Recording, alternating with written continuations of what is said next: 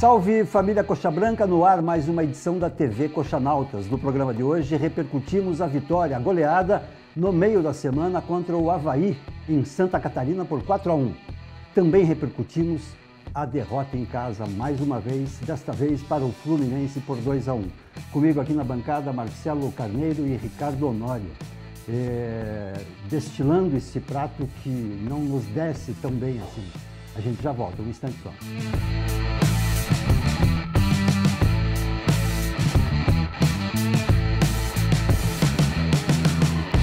A TV Coxanautas está de volta. Vamos para este segundo bloco, destilando então, especialmente a derrota em casa para o Fluminense. Ricardo e Marcelo, como explicar um time que goleia no meio da semana e que perde em casa da forma como perdeu no final da semana? Eu acho que o Coritiba, o que explica bem, tanto a vitória contra o Avaí como a derrota de ontem para o Fluminense, o Coritiba virou um time que vive de lampejos. Acho que essa é uma palavra que define bem.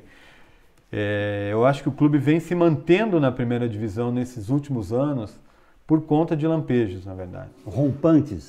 Um clube que a torcida chiou muito para o Pachequinho alterar o time, alterar o esquema tático. Contra o Avaí ele fez o que a torcida pediu, tirou um dos centroavantes, o Henrique Almeida, colocou o Iago, que saiu com 5 minutos, entrou o Neto Berola, que mudou a cara do jogo. Agora, o que facilitou a vitória contra o Avaí foi justamente o que dificultou a partida contra o Fluminense. Contra o Avaí, o que aconteceu? O Coritiba saiu na frente. Levou o empate, teve sorte e competência para marcar o segundo gol logo em seguida. O Avaí não sabia, não ameaçou o Coritiba, não sabia propor o jogo. A qualidade do Avaí também menor também. É um time... Pra... Aliás, isso é uma coisa que é interessante falar. E o Coritiba, ele entra nessa mesma situação do Avaí. Apesar de eu achar que o Coritiba é um pouco melhor do que o Avaí. Mas são times hoje... Um pouco só? Um pouco. Não é muito mais. Não é muito mais, não? Pelo que a gente está vendo nesse campeonato, não. O que acontece? Esses times, como o próprio Coritiba e o Avaí, além de outros vários que temos no Campeonato Brasileiro, e inclui times considerados grandes como o Vasco, até o Botafogo, são times que têm muita dificuldade em propor o jogo. O que aconteceu? O Coritiba venceu o Avaí por quê? Porque não precisou propor o jogo. O Coritiba explorou a deficiência do Avaí quando o Avaí precisou atacar o Coritiba. Já contra o Fluminense, o Coritiba tinha tudo para fazer uma grande vitória. Conseguiu um pênalti logo no começo do jogo, que foi bizonhamente desperdiçado pelo Henrique Almeida. Aí levou um gol muito bonito, por sinal, do Richarlison. E aí o Coritiba não conseguiu, se perdeu. Ele não consegue propor o jogo. Ele não tem qualidade técnica suficiente para propor o jogo. Você acha que se esse pênalti cobrado pelo Henrique Almeida fosse convertido, a história do jogo teria sido outra? Totalmente. Por quê? Porque o Fluminense teria que vir para cima. Partida, e ontem o Fluminense é o seguinte, o Fluminense jogou com muitas reservas, acabou o jogo com 9 jogadores nas categorias de base, e o pior de tudo é que a zaga do Fluminense, que jogou praticamente o segundo tempo inteiro, era uma zaga composta pelo terceiro reserva e por um volante improvisado que era o Orejuela, o equatoriano. Coisas que o Coritiba poderia ter explorado e que não explorou. Eu pedi até a entrada do Alexandro antes, porque se você coloca um centroavante enfiado no meio da zaga do Fluminense, improvisada, e até inexperiente, como era o caso do Frazan, já desarruma a cozinha deles. Já desarrumava totalmente a cozinha deles. Tanto que até eu vi um comentário de que o Abel estava muito preocupado após a entrada do Alexandro. Só que entrou tarde. E aí o que acontece? Na única bola que foi cruzada, o Alexandro chegou com perigo e o goleiro defendeu. Só que o time não explora isso. O time não cria jogadas. O Coritiba ontem passou o segundo tempo inteiro alçando bola na área sem nenhum sentido. Não era um cruzamento, era o famoso chuveirinho. O que acontece? Faz com que o zagueiro do adversário se consagre. Então, assim, o Coritiba de hoje, para mim, além de viver de lampejos, é um time frágil tecnicamente. Você isso está cada vez isso na sua coluna, né? Isso está cada vez mais provado. E vive de atuações irregulares. O Neto Berola e o Rildo são 2 exemplos claros disso. Contra o Avaí, os 2 acabaram com o jogo. Mas porque tiveram a oportunidade de mostrar um futebol mais... Ontem, não fizeram absolutamente nada. O Curitiba ontem estava, na segunda etapa, completamente perdido. O Henrique Almeida mesmo, o cara atrapalhou, não só pelo pênalti perdido. Ele, no segundo tempo, fez várias faltas desnecessárias, tentando marcar na lateral direita. Ele vinha e, como não tem cacoete de defensor, ele fazia faltas que não tinha a menor necessidade. Então, o time do Coritiba ontem, mais uma vez, se mostrou frágil tecnicamente e completamente desorganizado. Essa questão aí da desorganização, que já vem de muito tempo aí, que se percebe já algumas partidas, parece que o time se desarruma e não tem quem conserte, né? Não seria uma conversa do Pachequinho com o Goiano no banco que arruma as coisas. Além do mais, teve a substituição da lateral direita, que também foi inoportuna, né? Isso eu me perguntei durante o jogo. Se o Dodô não serve para começar jogando, eu até sinceramente... Por que vai servir agora? Eu não entendo... Para resolver o problema. O que podem falar, o Rodrigo Ramos, lá dentro ele deve enxergar outra coisa, o Pachequinho. Ele deve estar tentando dar ritmo de jogo para o Rodrigo Ramos. É o que parece. Mas se o Dodô não serve para começar jogando, eu gostaria de saber o que passou na cabeça do Pachequinho em colocar o Dodô para tentar virar uma partida. Certo? Mexer na lateral. Explorar o lado direito. O Léo Pelé é um jogador do Fluminense é um jogador que avança bastante, mas não dá para entender. São coisas que o torcedor comum, e nós somos torcedores comuns, nunca vamos saber. Como é que foi essa zaga, Ricardo, a nova zaga do Curitiba com o Luizão e esse menino novo da base? O menino entrou no lugar do Alisson Maia, que mais uma vez se machucou. E estava mal na partida? O Alisson Maia já Faz deu tempo. Que não vem, ele não consegue atingir uma regularidade de atuações. É um jogador que, assim como o time inteiro, vive de lampejos. Se você pegar o Curitiba, tem o Alisson Maia, Rildo, Neto Berola, Jonas, enfim, vários outros que vivem de lampejos. Dificilmente você vê no Curitiba um jogador regular. O Kleber é um deles. Todos eles lampejarem ao mesmo tempo para a gente poder ganhar um jogo. Né? É isso mesmo. O Kleber talvez seja o Wilson, sejam os únicos desse time que tem atuações regulares. Mas sobre a zaga, o menino entrou muito bem. Aliás, isso mostra para mim o seguinte. O Curitiba não tinha a menor necessidade de trazer o zagueiro do Luizão do Londrina. Não que o Luizão tenha ido mal ontem, não foi mal. Mas zagueiro igual o Luizão você tem dentro de casa. Vários aí. E aí o Luizão você onera a folha, você não podia contratar. Por exemplo. É outro jogador que poderia ter oportunidade. Agora sim, para mim a zaga do Curitiba ela já não vem bem desde a saída do Juninho. A saída do Juninho até não comento, mas a partir do momento que o Wesley se machucou, você pode ver que o rendimento do sistema defensivo do Curitiba caiu muito. Sabe que por falar em Wesley, me lembra uma situação que eu li em algum site na semana retrasada, ele falando, me chamou a atenção porque para a maioria dos times tem um efeito, para o Curitiba tem outro. Não, jogar no Couto Pereira tem uma pressão diferente, a gente tem a obrigação de ganhar, a gente já entra com esse peso, é mais difícil. Quer dizer, o Curitiba então é um time que joga em casa e não gostaria de jogar em casa. Mas aí, Sérgio... É a cobrança da torcida também, que é diferente? Também. Aliás, o que acontece? Eu vejo mais como a fragilidade técnica do time. O time que fica joga em casa... muito mais exposto em casa porque a torcida está ali. Vai cobrar, mas não é só isso. O time que joga em casa, o que ele tem que fazer? Ele tem que propor o jogo. E o Curitiba não propõe, o Curitiba não tem qualidade para isso. Propor, Agora você... Se for jogar no ataque é diferente. É muito diferente. O Coxa fica ali se defendendo. Exatamente. Tem um goleiro bom, né, se defende bem a hora que... O futebol brasileiro hoje... É isso aí. O futebol brasileiro hoje, salvo algumas exceções, como Corinthians, Grêmio, Flamengo, Cruzeiro. Cruzeiro, mais ou menos, mas está muito nivelado. É.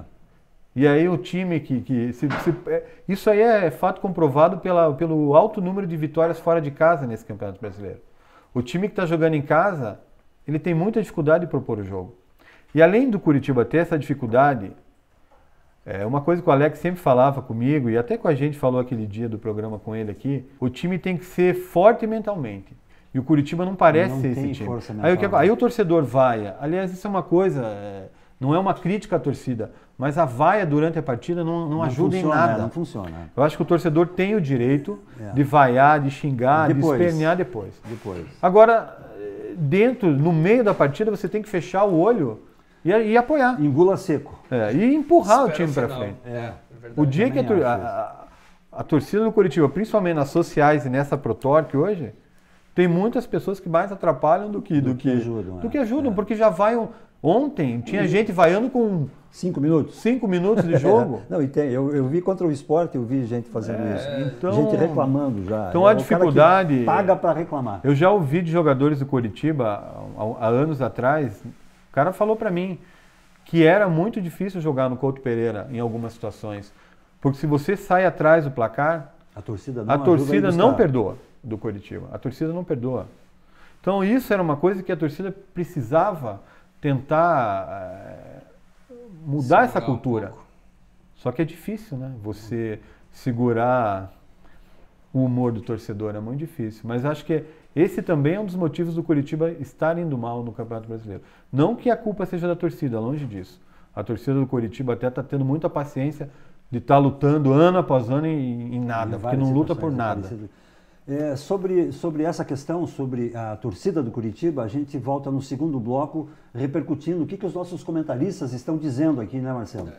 No segundo bloco, a gente já volta, um instante só.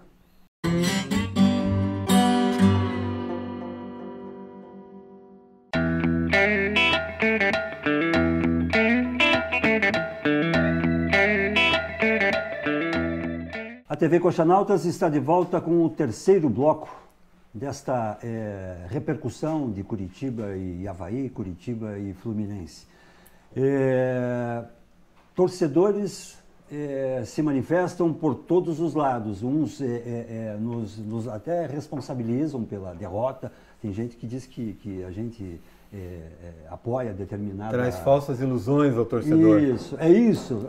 Usaram essa expressão, inclusive. Mais ou menos por aí. Que a gente deveria cobrar mais o Pachequinho, eu deveria cobrar mais determinado jogador. Enfim, torcedor está aí para isso mesmo, para cobrar da gente, a gente cobrar de vocês, porque a gente também é torcedor, tanto quanto você.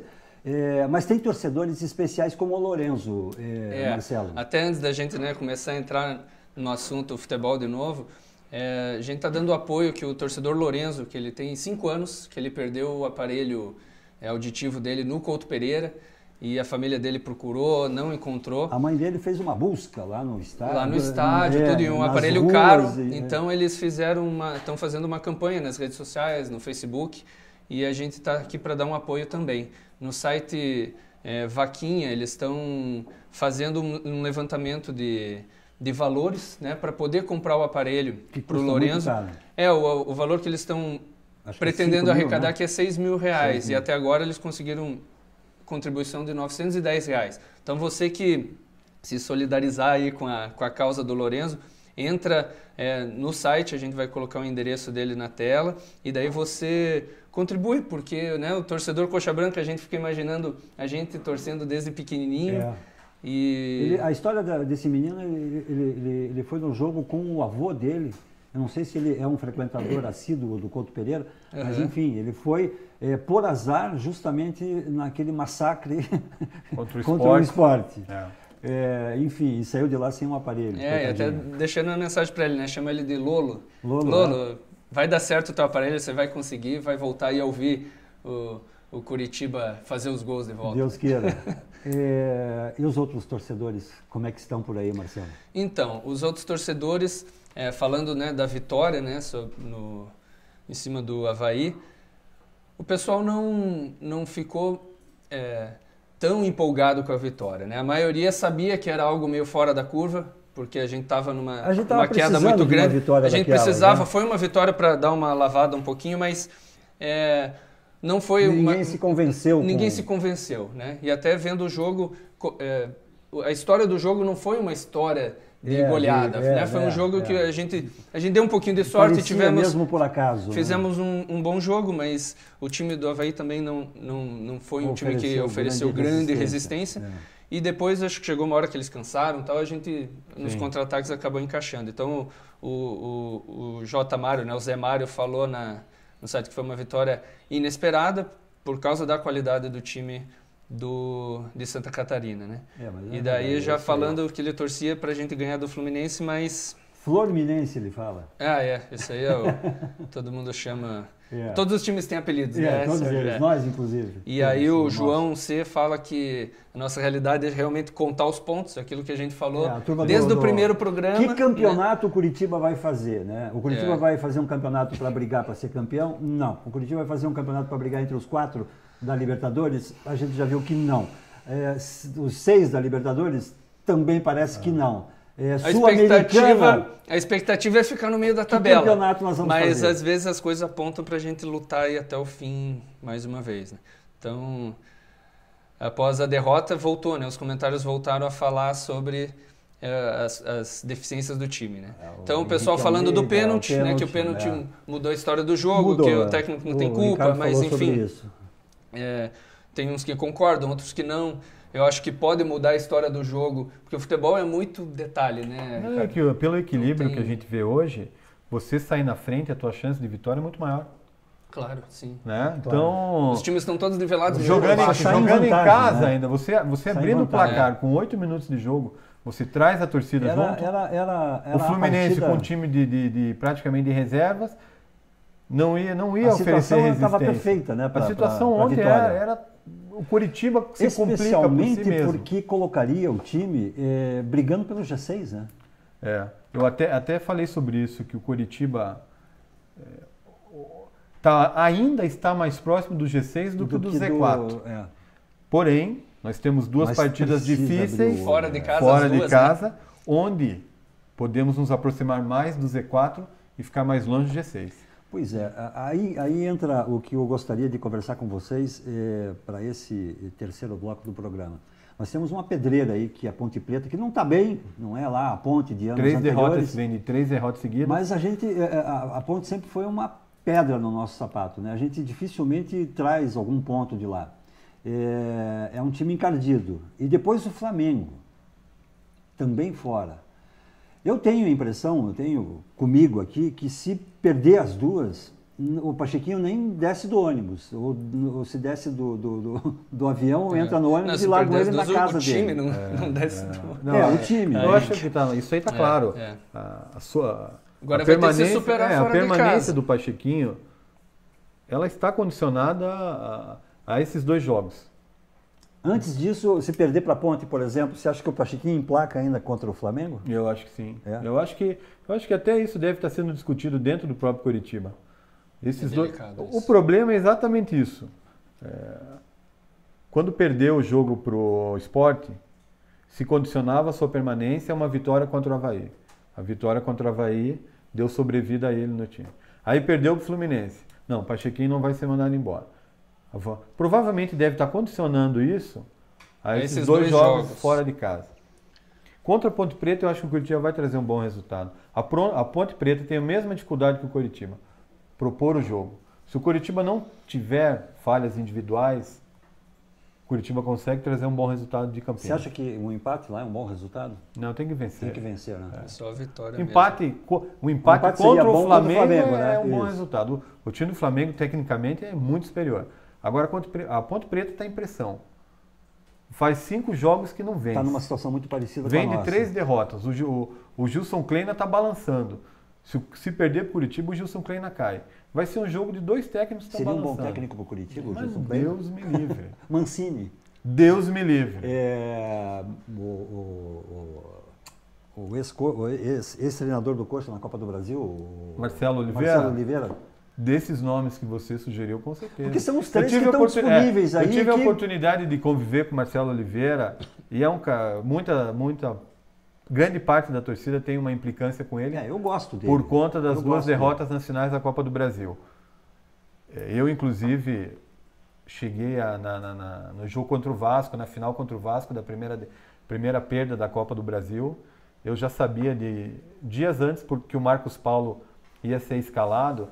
E o Marcelo explicava o porquê da escalação do Marcos Paulo. Mas não explicava, mas não justificava. Não, ele explicava e justificava. E aquilo me convenceu. Ele me convenceu. Ele explicava, o Marcos Paulo vai jogar por isso, por isso, por isso, por isso. Eu, na mesma hora, pensei... Ele tem razão. É uma grande opção tática. Só que o menino tremeu. E aí a culpa cai em quem?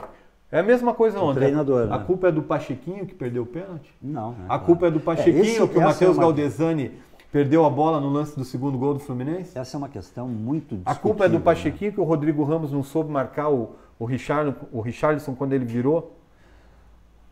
Todos os que acompanharam esse jogo pela televisão ontem ouviram o Pachequinho virar para o Goiano e dizer no segundo gol do Fluminense: meu Deus do céu, de novo. Quer dizer, de novo o quê? Provavelmente ele estava falando de falha individual. Individual, pois é. Ele deve ter corrigido algo que ele já tinha tentado alertar. Isso, deve ter trabalhado durante a semana, mas de novo nós estamos errando nisso, ele deve pensar. É o que eu digo. Quer dizer, o treinador vai até um ponto, o jogo para resolver o problema do cara. O jogo com a Ponte Preta, se o Curitiba não falhar individualmente, tem chance de trazer a vitória, porque são times que se equivalem.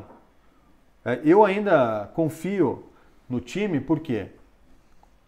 Porque o Coritiba ainda está mais próximo do G6. Do G6. E o Coritiba Inclusive, isso é algo, na hora que no site comentaram aqui, o Alexandre Cruz, ele, na tua coluna, ele comentou que muito admira você, com a experiência e tal, se deixar enganar pelo time, né? Ele chama esse arremedo de time. Você disse que o time era confiável, por causa do título do Paranense e o início do Brasileiro. E daí ele compara, imagina o restante da torcida, às vezes, que é torcedor tipo eu, assim, que mais leigo no futebol, vai no embalo também, vai confiar no time. Em relação a Alexandre... Somos todos torcedores. Em relação a esse assunto, primeiro, o futebol é dinâmico.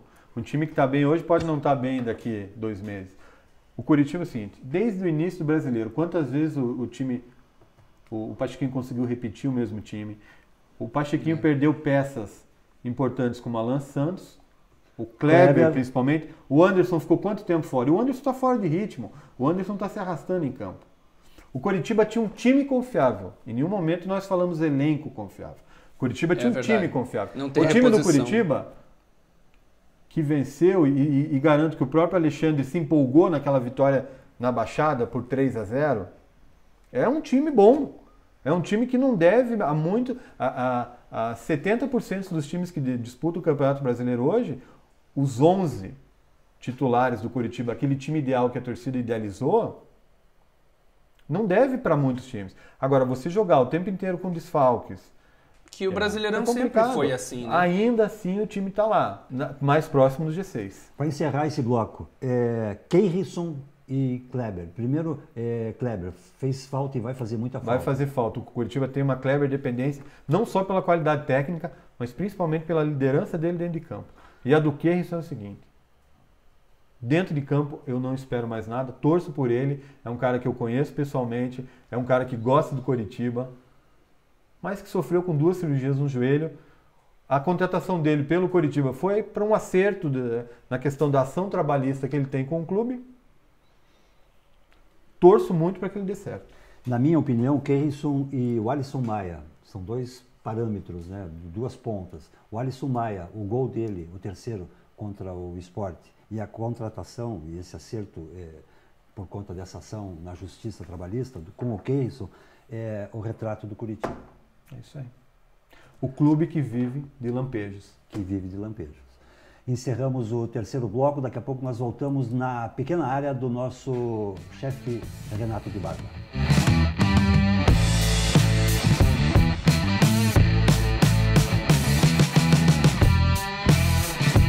A receita do jogo de hoje é uma kafta muito especial.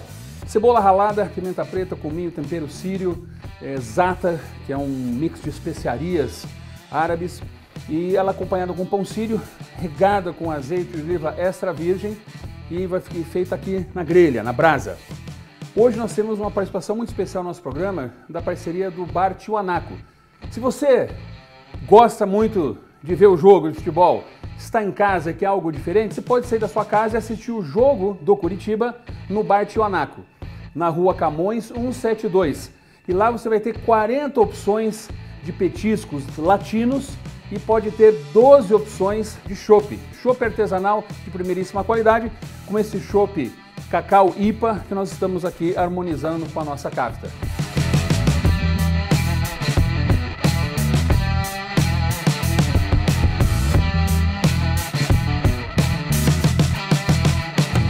Agora eu vou chamar o Marcelo, que vai sortear a promoção Coxanautas com o Bar Tiwanaku. A gente fez a promoção no Facebook, cada um que participou e compartilhou ganhou um número de participação e agora eu vou fazer o sorteio aqui no sisteminha. O número 879, que é do Edmilson Cunha. Edmilson Cunha ganhou, a gente vai entrar em contato com você para você poder retirar o teu prêmio lá no Bar Tivanaco. Parabéns! Saúde e até o próximo jogo!